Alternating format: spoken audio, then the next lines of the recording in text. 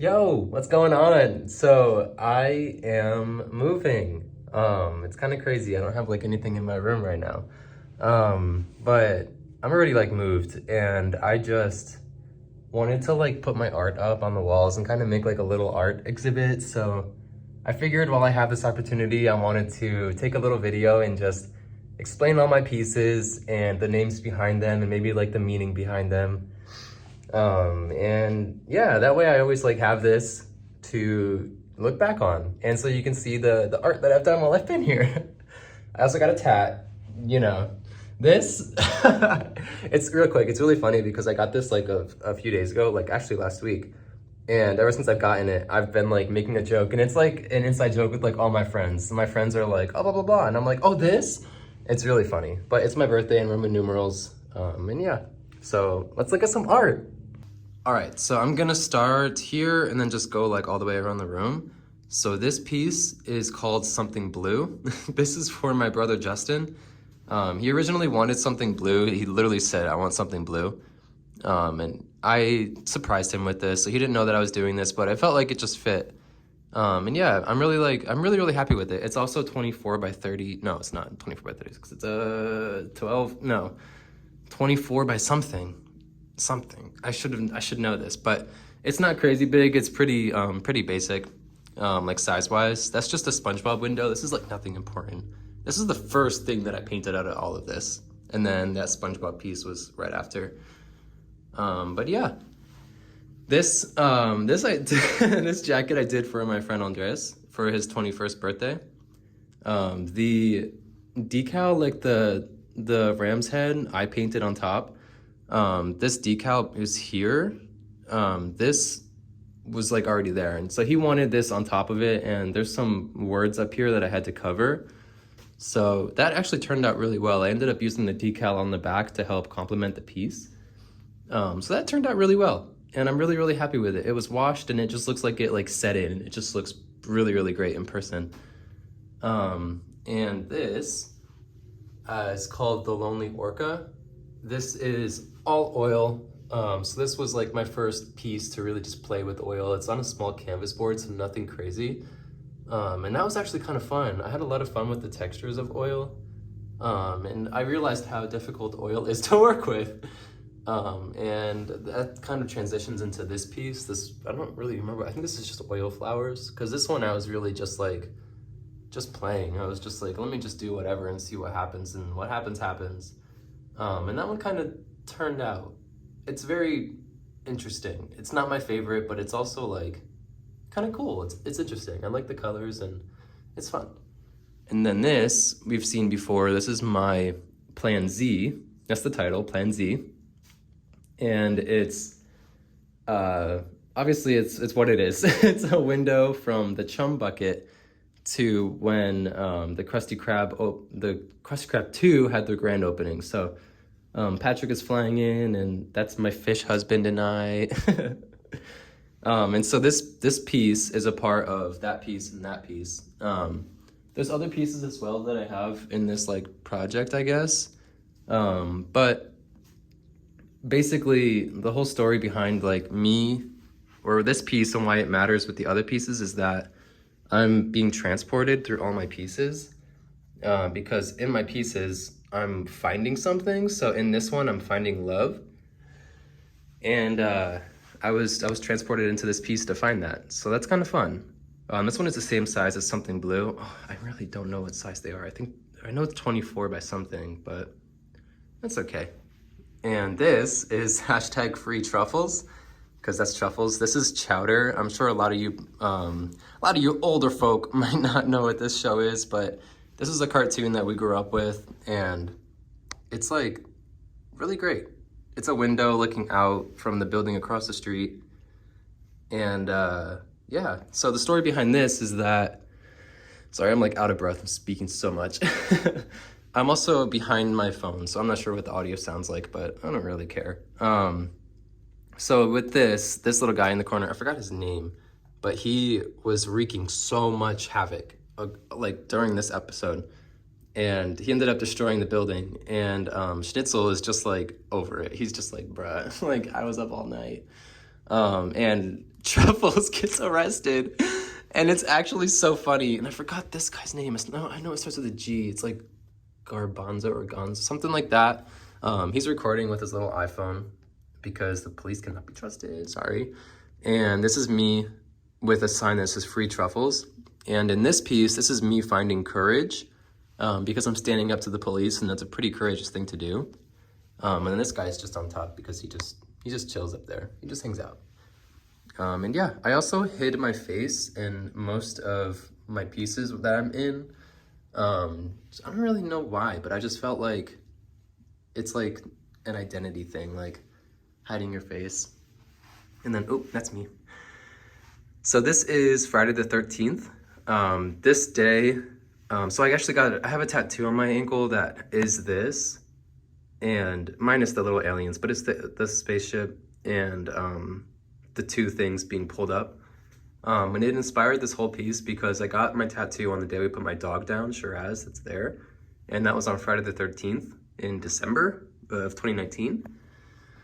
So this piece really just shows that we had a lot of obstacles. So the story behind it is that the dog and I, Shiraz and I, were running around and we were being chased because there were so many things trying to take her from us. And like we interact with a Yeti. There's Jason Voorhees down here, which is why it's titled Friday the 13th.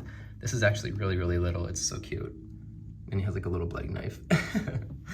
But with this piece, it's just to show that it was time for Shiraz to go. Like we didn't have really a choice or a say.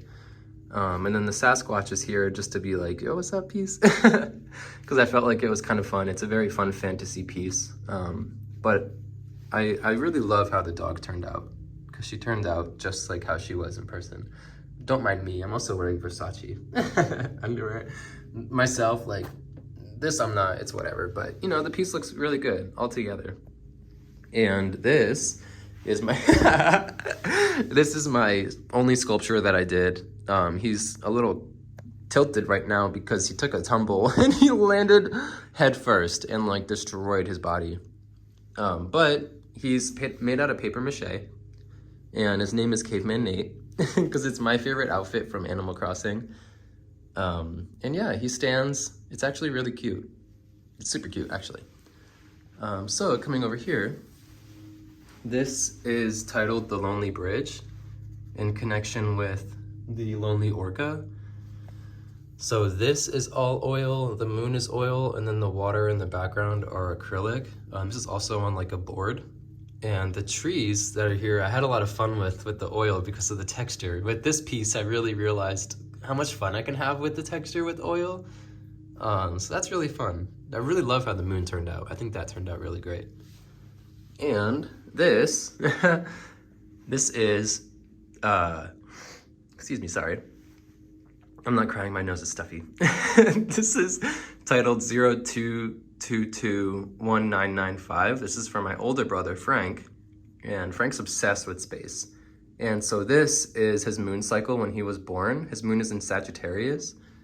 And I thought it would be really, really neat to have his constellations in the background. So you can even see on the camera, this is his Capricorn, I wanna say. And that's Pisces. I forgot which one is which, but his rising is Pisces. No, his sun is Pisces, his rising is Capricorn. Then at the bottom, his moon is Sagittarius. So I have that constellation there. And this one, I'm obsessed with this one. This is oil. The background is acrylic. And it looks really great in like a dim setting, like a dim light setting. It's really cool. I'm really proud of this one. This one I also was trying to make it look like the moon, and it's very difficult because the moon is very distinct. But once I just had to kind of trust the process, and then once it came together, I was like, okay, it came together. And I really like that. This one is just a solar eclipse. This one is very basic, I wanna say. This one I just like threw together. It's kind of cute, it's very little, so it's like not crazy big, but that one's kind of fun. And this is the favorite piece of, oh my God, I need to step back, it's too big. This is the best thing I've ever done. This one right here. So this is called 1932, and it's pretty obvious what I'm trying to portray. At least I think so. So the Empire State Building was constructed in 1931, which is mind-blowing. Like, it's actually insane. And so I have these newspapers from 1930s, which are nuts. They're authentic, they're real.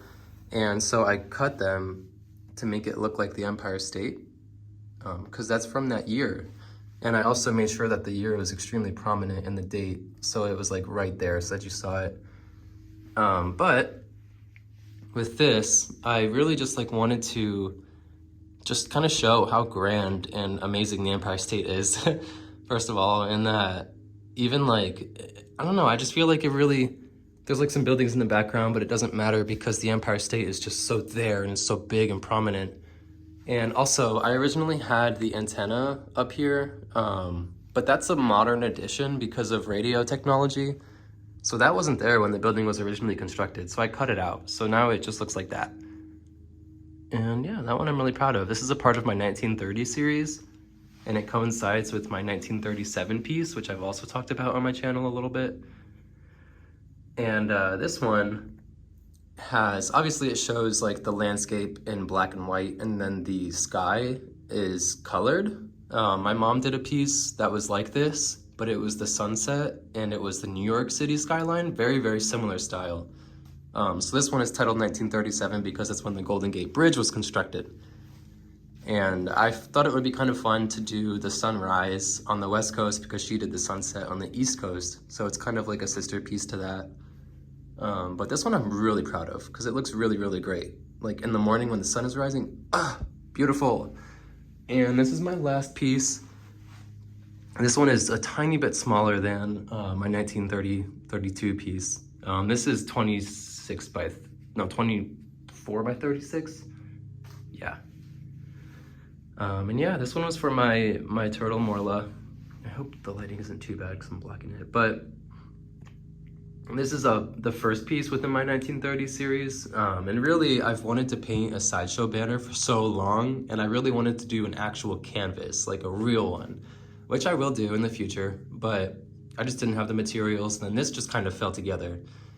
And this is called Moralist Kingdom because Morla was the true queen here and the ruler, and I was just her peasant. She ruled me, and it's Morla the Giant. That's her sideshow name because every time people came over, they'd be like, wow, Morla is so big. Like, she got so big. She grew so fast. I got her when she was a little baby. And it's 10 cents because I had her for 10 months. I had to let her go. She's a yellow-bellied slider. Her species is native to Florida, so I made sure of that. But I had to let her go because it was right after my last surgery, and I physically couldn't take care of her anymore, and she just got so big for her tank, and I felt very bad. I felt horrible keeping her, but honestly, I kind of raised her like I was gonna release her. I didn't handle her very often. I fed her a lot of shrimp. Like, she really loved shrimp. And no joke, I let her down, like, I live on the river, not anymore because I moved, but I let her down the river, like a park over there, and she literally, no joke, comes and visits me. Like, she will come down in the water. And people have seen her. It's so cute. Like, she actually comes and says hi. And I also know that it's her because I used to take her, like, outside when I would handle her, so she could just be on the patio and just look around, you know, and just be a little twiddle. And, oh, if you're not familiar, Morla is the turtle from The Never Ending Story, that movie. She's the big turtle that lives in the swamps of sadness. So this is me riding Falcor. I have this to focus, because this is me. This piece is also a part of the piece where I'm finding something, where I'm traveling into my pieces. And this is me finding freedom, because Morla found freedom, and Morla, you know, found a new life. And I have a little memoriam for her. It's so cute. But yeah, that's kind of everything that I've done since I've been here. There's a few other things that I've done that I haven't really completed yet, or even like brought to fruition, so I'm excited. I'm also going to frame these. I'm gonna have Justin, my little brother, frame them, so we can start selling some things, make some money. But, oh no, oh my God! Oh, I'm like, you stare, stop looking at me like that. Oh my God, that's kind of creepy. I'm gonna have to stop it. But yeah, so that's everything that I've done. and I'm really proud of my work. It's definitely kind of crazy. It's kind of the end of a chapter for me, leaving this place, but I'm very excited and ready. And yeah.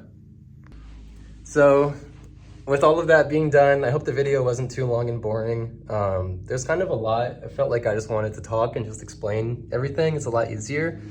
But I have a lot of ideas, like I said, so I'm going to be making a lot more, and I'm very excited to see what's next for me and my art and just, my creativity. So I'm very excited. But I hope you're doing amazing, genuinely. I'm still here always. And I hope you have a beautiful, wonderful, amazing day, morning, night, literally whatever. Just, I hope it's a good one. And I love y'all. I'll see you later, and goodbye.